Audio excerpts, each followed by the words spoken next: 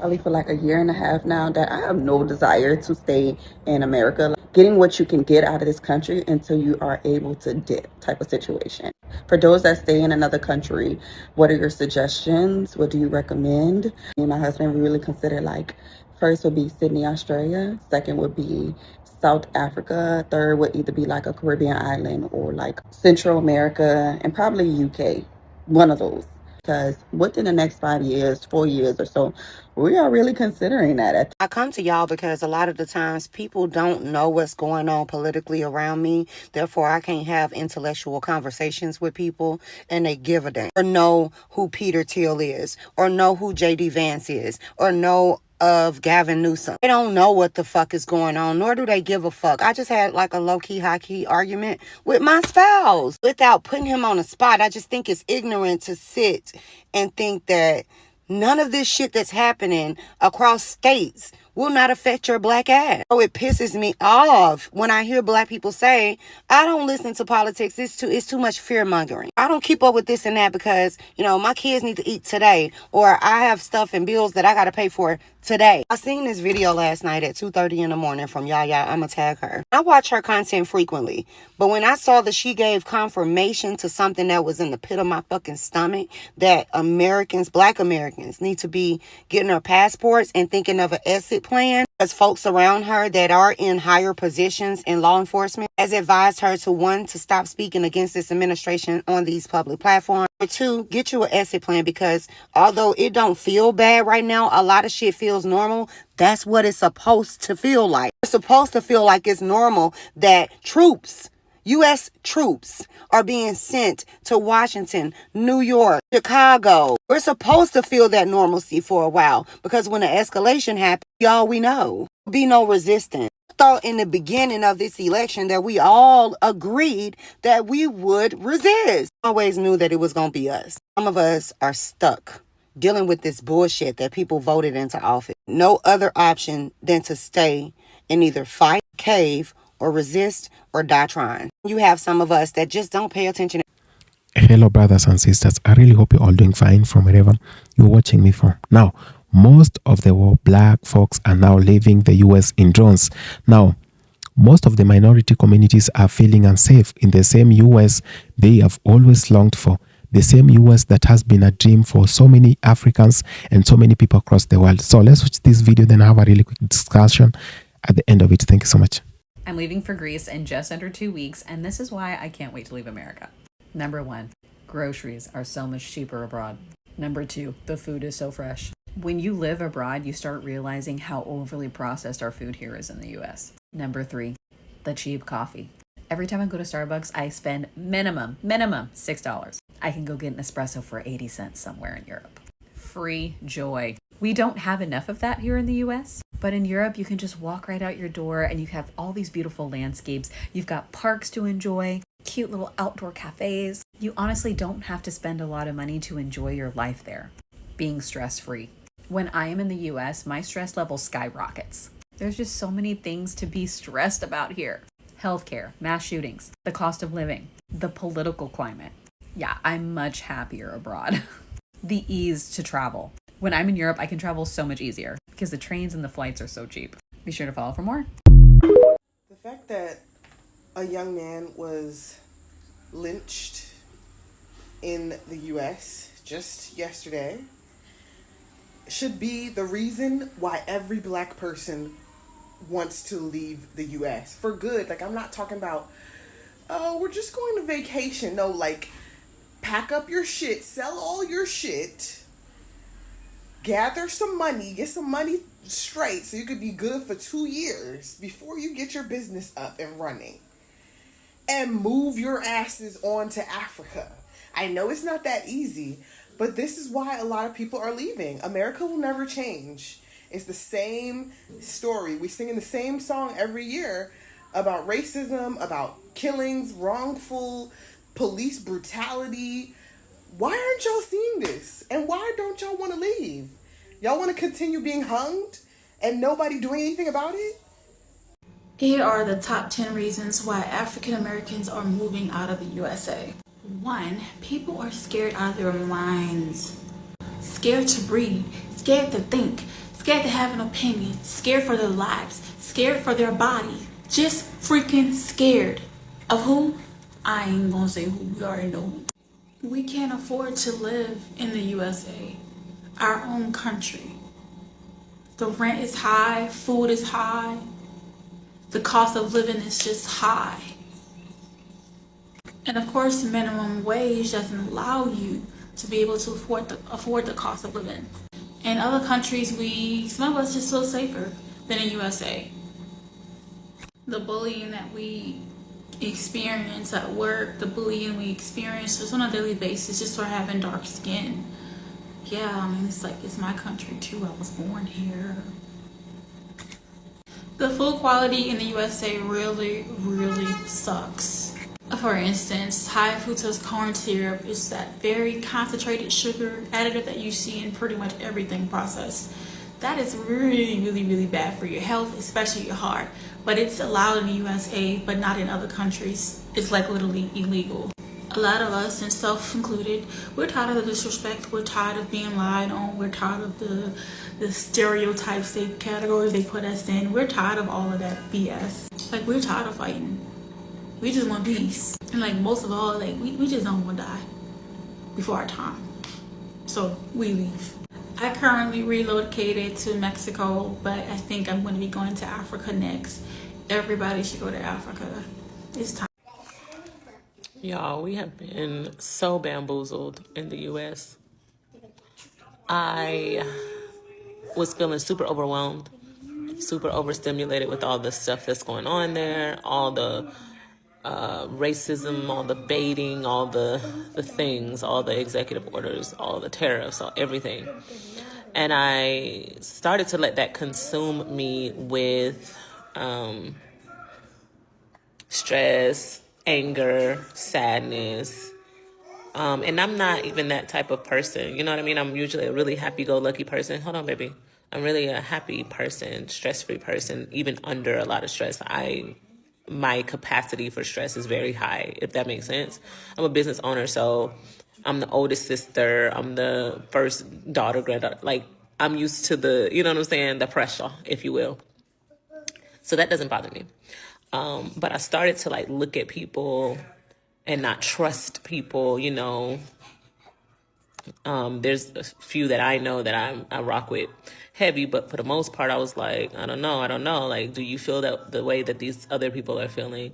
When are you going to be comfortable to say something crazy about us? Just a bunch of thoughts in my head. Anxiety, I'm sure a lot of us are feeling. Panic maybe because, you know, people are losing their jobs and things like that. I'm grateful that I'm able to provide jobs. So I don't have that issue, but it still sucks seeing the people, you know, your community that you care about and just kind of like losing jobs and stuff. So anyways, my point is I've been traveling. I have my daughters with me and my husband, and we are in South Africa right now. But on the way here, you know, we stopped at a few other places, and what I've been seeing is like people from other countries have been so incredibly nice, and you know, it's really sad. They feel bad for us. They're like, "Oh, you're American?" One of the guys here in South Africa was like, "Oh no, Donald, ugh, y'all got to deal with that." And I'm like, and this was a white man, older white man. He was like, ugh, you know.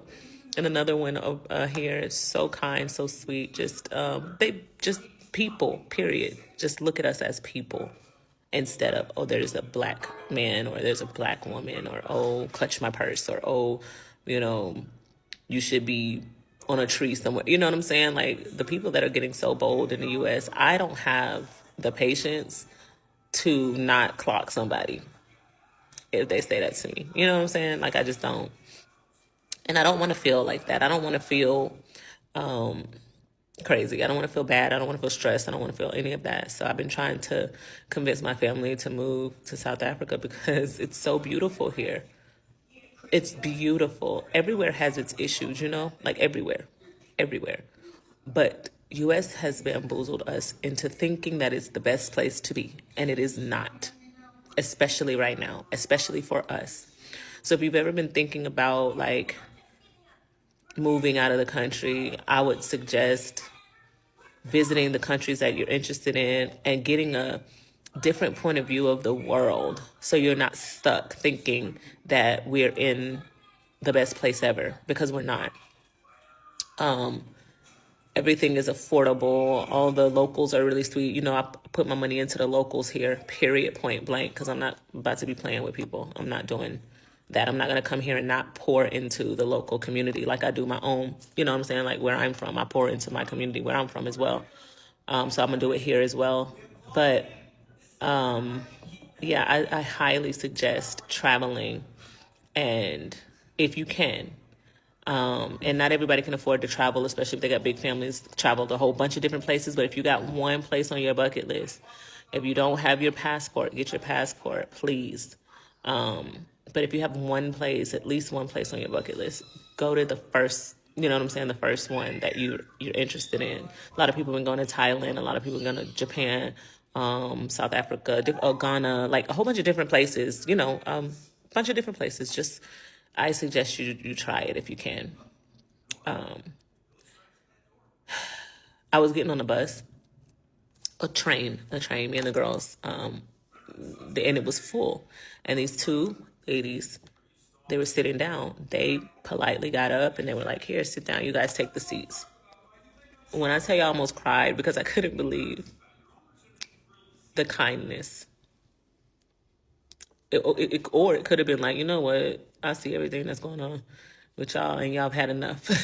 Let me contribute to some type of kindness. I don't know. I don't know what it was, but I just was like, wow, that has not happened in the U.S. Usually they all just kind of look and be like, you know. So that was interesting. And just people have been, you know, oh, such a beautiful family. Oh my goodness, you guys are such a gorgeous family. Blah, blah, blah. All these things, just really kind, helpful. Already been introduced to so many manufacturing businesses out here, manufacturing big dogs out here that want us to come and change the game as well. So I don't know. I just really feel like you guys, if we could find a place that welcomes us and makes us feel safe, I suggest we do it. If we can, you know, if you can. That's just been something on my mind lately. Hey, Mari, come here. Come. Can you tell them how you're liking South Africa? I get asked all the time, why would you leave the USA to come to Africa? Or specifically Namibia, if it's a Namibian asking. I realize a lot of people don't know the experience of what a Black American looks like. But the first answer is, it's spiritual. This is the land that my ancestors are from. I am from African ancestry. And this is where I believe I belong. My ancestors came from here. They didn't come because they wanted to be in America. They came because they were taken as captives, prisoners of war. And that is a different thing than if they had decided, if my ancestors said, I love America, I love this land, I want to go there. Maybe that's a different thing. Maybe I'd have a different spirit about it. But at this point, I felt a deep spiritual call, and my husband as well. We felt a deep spiritual call to be in this land. And it was a spiritual call we could not deny for any conveniences that we might have had in the States. So we achieved the American dream in the States. We worked very hard. We both came from families that were hardworking people that had to work from the bottom to the, you know, to get to college and to achieve our dreams. And then we were able to save up enough money to be able to make this move, which is expensive and risky. And it takes a lot of money to do that. But we achieved the American dream, and we took our American dream dollars and brought them to Africa to reinvest here. And that means a lot to us. And again, that's a very spiritual thing to do. And for those who don't really understand what it meant to be a Black American, I mean, it's very tough to tell that story in a TikTok. But America, in and of itself, is not the place it's propagandized to be. It's a place with a lot of challenges and problems. There's a lot of poverty in America. People in America are poor. They live on the concrete on the street, and it's illegal to live on the street. So they can be arrested for sleeping on the street. There are a lot of shootings and things like that. There's a lot of death that we witness to the point that we're desensitized to it. I remember taking my husband to my hometown, and we went to go visit my aunt. And across the street from my aunt, there was a clear crime scene. And I asked my aunt what happened. She's like, "Hey, baby, I'm so glad to see you guys. But good to see you too. But what happened across the street?" She said, "Oh, I think a little kid was killed. But I got some food for you." And I'm like, "Okay." We just kind of had to ignore it. And the whole time we're looking at each other like, there was a murder across the street. They're still sweeping it up. And she's just like, "Oh, yeah, it's fine. I'm glad you're here. I haven't seen you in years. I miss you." I'm like, okay, this is America. This is what it looks like. I mean, it's all of the above. It's wealth, and it's extreme poverty, and it's murder. I remember going, I was hosting an event, and that morning I had to run. I was trying to rush to go get some sodas and stuff from Walmart. And there had been these news stories about this Walmart shooter. And I remember seeing the stories, but I was like, I still got to go to the grocery store. So I got up that morning to go to Walmart. And then I'm behind this car, and I'm like, what's going on? I'm so mad because I'm rushing. The police are pulling somebody over. And there's so many police, I can't even get around it or anything. And then it turns out they open the trunk, and there's a bunch of big guns in the back of the car. And I'm like, oh my God, I'm behind the Walmart shooter on the way to Walmart. We were both on the way to the same store at the same time. Oh my gosh.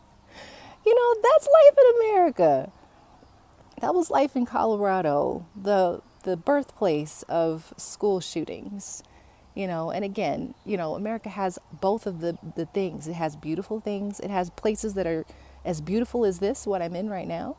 And it has places as dark as what you would think hell might look like. They literally have places named after hell in America. Rightly so, because they're dark places. So it goes it goes every direction in that country. So there's no one America. There's no one American experience. There's really no one Black American experience. So I say all that to just say, what you believe America is may not be accurate, and that is part of the reason people can't even believe why anybody would want to leave. Why would you want to leave the USA? It's got to be the best place ever, and it's not necessarily the best place ever. And then people that don't know about Africa will say, "Why would you go to Africa? It's not a great place. Like, why? It's in poverty. It's a third world country." And I'm like, Africa has many countries, and it's not a third world continent. And even the third world has some amazing features and beauty and beautiful people and culture. And being third world, which is a very old concept, just means not like what you knew, not industrialized the way you knew it. Poverty exists just like it is in America. I have fed people on the street in America. I have seen starving children in America. And so I know that it exists in both places. So, I'm not trying to minimize anything. I'm just trying to remind people that haven't been to Africa that there are many, many parts of Africa. There are many, many experiences in Africa, just like in the States. So just like in the States, you can be in poverty in the United States, have very little, live in a dilapidated house. You can, in Africa, live in poverty in a dilapidated house and scrimp and scrounge for food. You can also be very wealthy and live in a giant house and have an abundance of everything that you'd ever want living in Africa, and for a lot cheaper than you can get it in America. Just saying, So the experiences that we're talking about, there's diverse experiences everywhere. So don't discount, the experience of a person and what guides and leads them. I'm guided by spirit. And so my guidance is in here. And my guidance tells me this is the place I need to be. This is my home. And I'm happy to be home.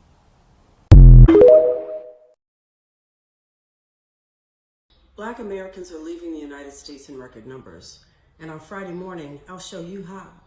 Hi, I'm Mama Lisa, and I'll be hosting my first Blacks It Forward live call. We'll be diving deep into everything you need to know to plan your exit, and you have a chance to ask me anything. Founding members get lifetime perks, and now's your chance to become one. So the link's in my bio. We hope to see you inside. You don't want to miss this. So the question that I have today is, why are so many African Americans leaving the States? Why are they just leaving the States in droves, coming to my country, Ghana, West Africa, and staying and not going back? Why is that? Take the time to like this video and share it for anybody you think that would benefit. So a lot of people are leaving and coming to this country. A lot of African Americans specifically are leaving the States and coming to my country and staying and not going back because you're simply tired of the racism. First, some come to search for their roots, which is good.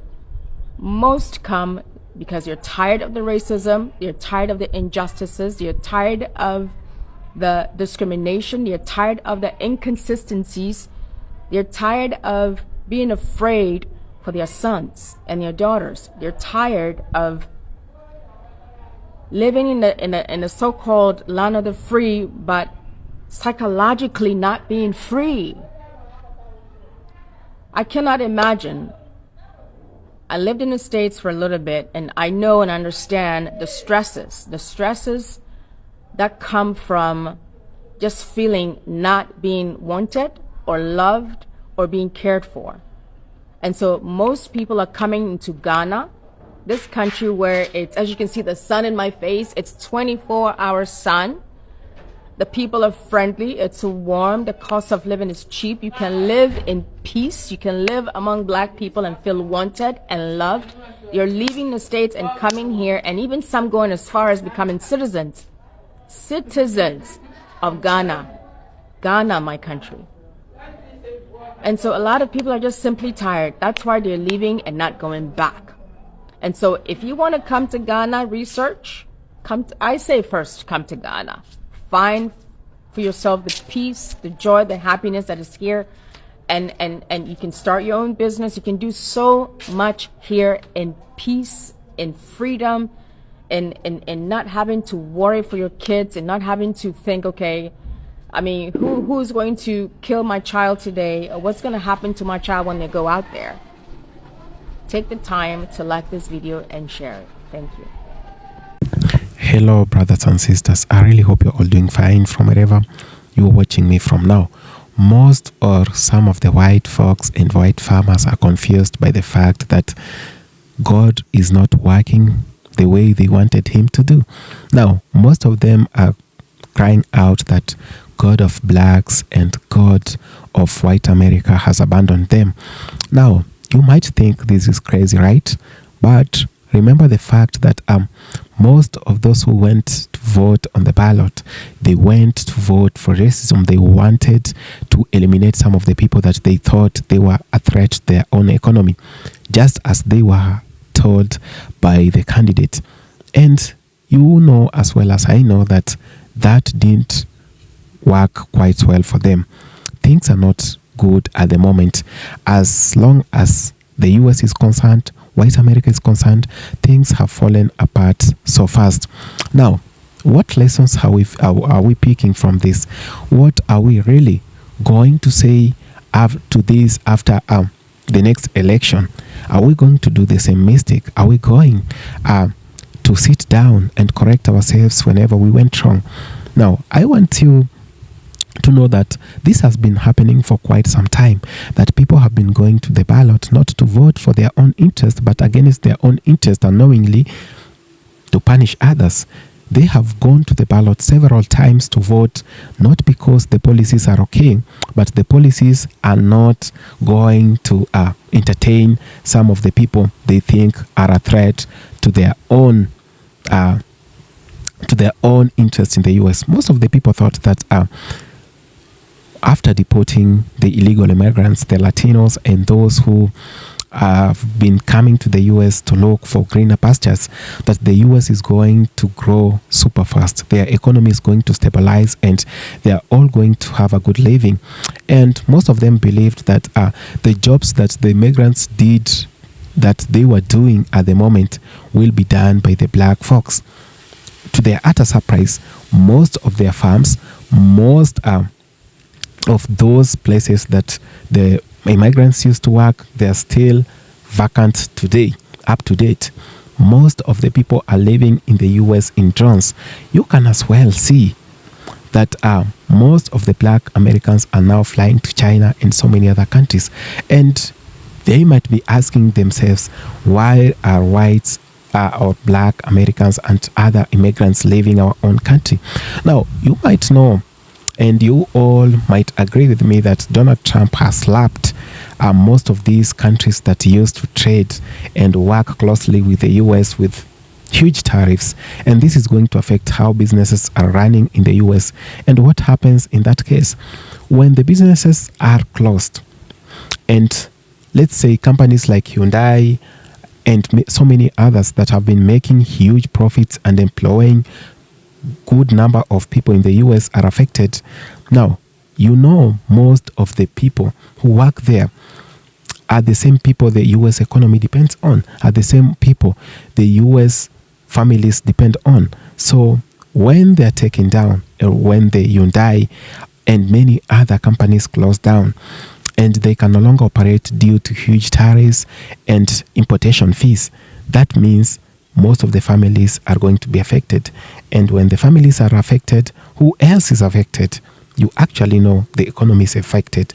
And when the economy is affected, it means the US government can no longer get the same taxes it used to.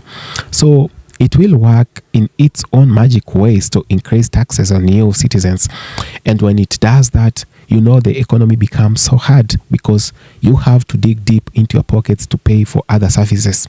You have to go deep into your pockets to pay for groceries or to afford the same things that you used to afford without much struggles.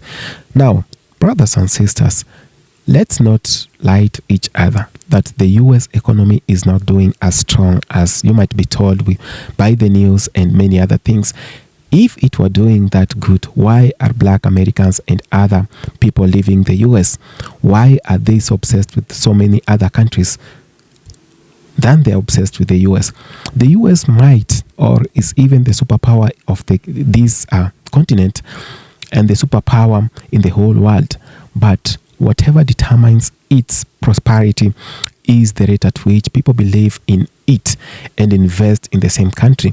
It's at the rate at which it attracts investors, more investors to come into the country and to work there and settle there. But what happens when the same country that was great scarce investors? What happens when the same people who believed in this country can no longer believe in the country? Not because the country is bad, just because the policies and the administration does not care about the common person. Most people went to the ballot to vote against their own interests. And you can feel, see, touch, hear it from people that even the farmers themselves who went to vote for the same government are now complaining and lamenting that they can no longer afford fertilizers. They can no longer afford things that they used to. Most of the things are becoming so much expensive in that basic commodities are now becoming a luxury to them. What happens in this case? Most of the people cannot go afford, and the purchase power now reduces. It reduces not because people are not willing. Of course, people are hungry and willing to buy things, but it is out of their reach. The prices are very crazy and things are happening, and the people cannot believe they voted for the same mess.